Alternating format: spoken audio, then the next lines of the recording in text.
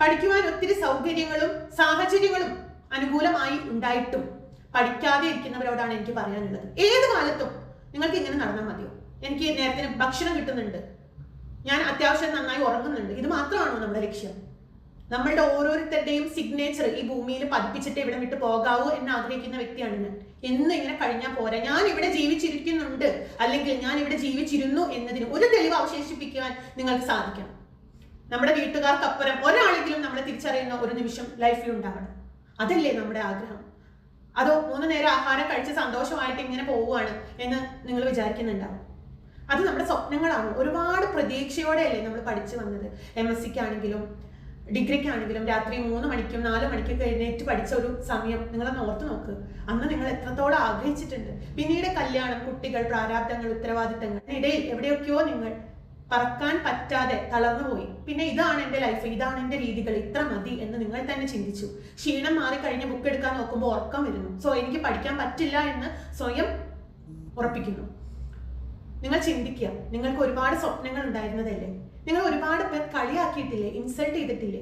നിങ്ങളെ പരിഹസിച്ചവരുടെ മുന്നിലൂടെ, നിങ്ങളെ കുത്തുവാക്കുകൾ പറഞ്ഞ് വേദനിപ്പിച്ചവരുടെ മുന്നിലൂടെ തല ഉയർത്തി നിൽക്കണ്ടേ നിങ്ങൾക്ക്? ഒരു ഫിനാൻഷ്യൽ ഫ്രീഡം എന്താണ്, അതിന്റെ മധുരം എന്താണെന്ന് ഒരിക്കലെങ്കിലും തിരിച്ചറിയണ്ടേ നിങ്ങൾക്ക്? നിങ്ങൾ ആഗ്രഹിച്ച പോലെ നിങ്ങളുടെ പേരൻസിന് സ്വന്തം സാലറിയിൽ നിന്ന് എടുത്ത് ഒരു സാരിയെങ്കിലും, ഒരു അച്ഛനൊരു ഷർട്ടെങ്കിലും വാങ്ങിക്കൊടുക്കണം എന്ന് ആഗ്രഹിക്കാത്ത മക്കളാണോ നമ്മൾ ഓരോരുത്തരും?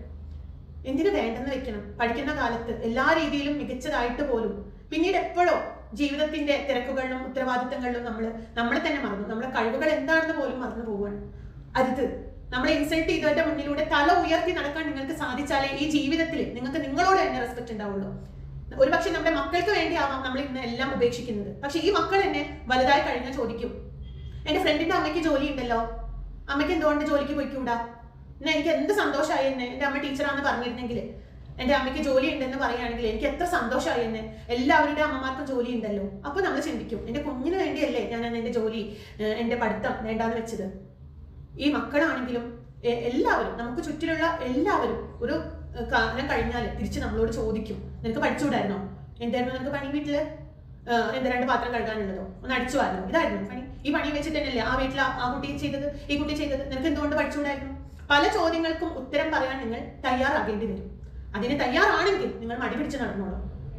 കോഴ്സിന് ചേർത്തിയ കണക്കും ഇറക്കിയ കാശിന്റെ കണക്കും കേൾക്കാൻ നിങ്ങൾ തയ്യാറായിക്കോളൂ. അതെല്ലാം എൻ്റെ ലൈഫിൽ എൻ്റെ സിഗ്നേച്ചർ ഞാൻ ഇവിടെ പതിപ്പിക്കും, എൻ്റെ എഫേർട്ട് ഞാൻ എടുത്തിരിക്കും, എൻ്റെ ലക്ഷ്യത്തിൽ ഞാൻ എത്തിയിരിക്കും എന്ന ഉറച്ച ശബ്ദത്തോട് കൂടി പറയാൻ നിങ്ങൾ ആഗ്രഹിക്കുന്നുണ്ടെങ്കിൽ ഇന്ന് ഈ നിമിഷം തന്നെ അടുത്ത എക്സാമിന് വേണ്ടി തയ്യാറാകും.